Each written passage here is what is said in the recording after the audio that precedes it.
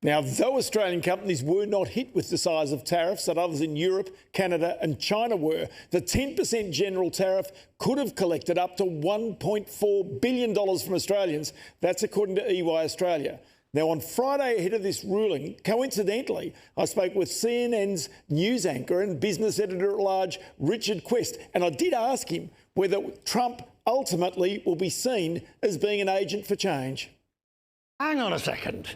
You use this phrase, the global... agent for change. Agent for change. But a ball and chain on a wrecking ball is also an agent for change. The issue is not whether or not change was necessary or change is desirable. It's the manner in which it was done. Is it correct to basically offend all your trading partners, to try and rewrite the global trading rules, when the WTO, World Trade Organization, tells us that 75% of world trade is still done on their terms? So you know, the hoopla and the noise vis-a-vis the real change taking place, vis-a-vis the angst, anguish and annoyance, I don't think we know yet. All right, but the fact of the matter is that the notion of an America which is more self-reliant and that the world is not relying on the goodwill of America. Correct. That is a fundamental change. Correct. The Europeans now have to stand on their own 2 feet more than before. The question is whether future administrations try and roll this back or whether this is something that is for the long term. Well, it's a very interesting point because we just don't know. What we can do is look back at previous changes of administration. So, for instance, when there was the change from Trump 1 to Biden, Biden did not roll back all the tariffs that Trump had done on places like China. He kept most of them. Many of the changes were kept. If Donald Trump he's going to go the full 4 years, and a lot of these changes have been made in year 1, they are embedded by year 4. Is it reasonable to change them if there's a change in administration? Probably not. But you see some resistance coming. Mark Carney in Canada. You see the German Chancellor now starting to push back at Donald Trump. It's not as though this is all one-way traffic and they're just simply copying what the US president dishes out. No, but what Carney said in his Davos speech is that Donald Trump was essentially changing the rules of the game in the middle of the game and doing it unilaterally, and that the system now everybody had to adapt. And Carney uses the phrase variable realities or something, where he's saying that countries, middle power countries, Australia, the UK and the like, are going to have to find allies based on individual reasons. No longer will it be, well, we all think the same. Well, Anglo-American background. Well, no. You might be with that lot over here on that reason, that lot over here for that reason, and a completely different group. And that's the future. And Donald Trump has forced it on the world. OK, so this all happens at the same time that one of the greatest changes in our economy, which is generative artificial intelligence, is also coming. GPU chips. Right. Taiwan plays such a crucial part of this. So the relationship between China, the US and Taiwan becomes pivotal in this whole conversation. Of course it does. But Donald Trump seems happy to have arguments with both. He's gone against Taiwan over chips. He has not given it the same security guarantees as before, and he's gone against China over the cost of a whole range of trade issues. Where does the US policy lie? We don't really know, because it is dependent not on process, but on personality of the president. OK, so then there's another part of it. I feel in this, you're forcing me down a funnel. Which funnel? The funnel of attacking the policies of the president. No. Sense, because there's clearly change needed to happen. That's my Europe, point. for example, needed to rethink its defence strategy.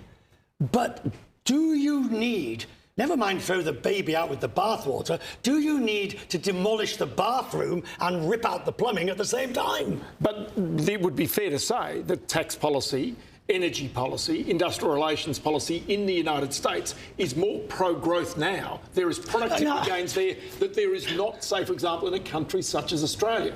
To my point, if you do nothing as a government or little as a government, you do need to make change to keep up with the rest of the world. No, that's a fallacy.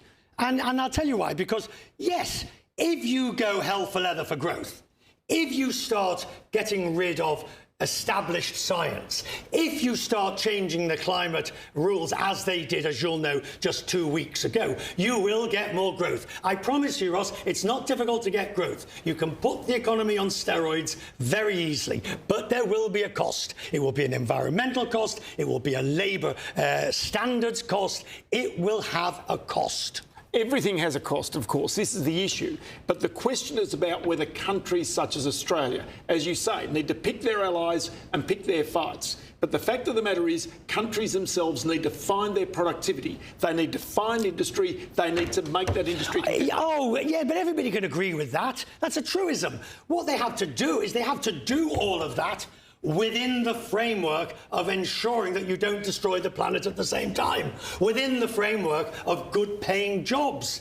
Look, I know I was learning about, over this week, the cost of the wages given to a server. Yes.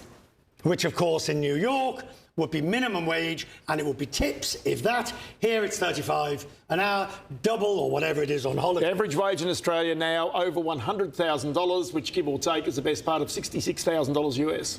And what's your problem with that? I've no problem with it. It's simply the cost of doing business. If you're a business, that makes it harder to make a profit, especially if your taxes are higher, especially if your energy costs are three times the cost of the United States. But the danger in Australia is that the unspoken social contract that existed is breached. And people say, hang on, we didn't have this, or we paid higher taxes, or we did this because we decided we wanted a better way of life and we wanted a better social safety net. That's the... On this subject, final question for you. Go on. Will the next generation be better off than their parents? You know the answer to that. The answer is no. No. Is that our generation and the generation probably after, we were the last ones.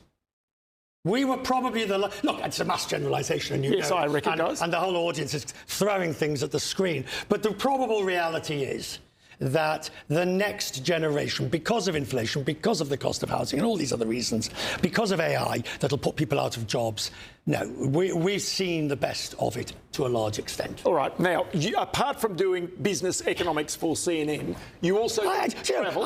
I was enjoying myself until I sat down here. Carry on. This is the style of the conversation. Go on. You also do travel and aviation as your speciality.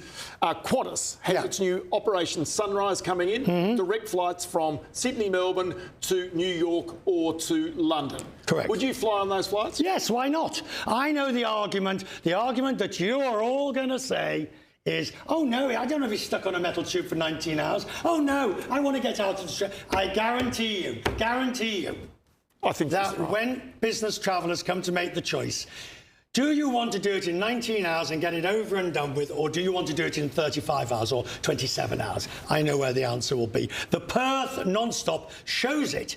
There is a 20% premium on that flight because it's faster. Richard Quest, it is lovely to catch up with you. The only question I would ask you... Yes, one question.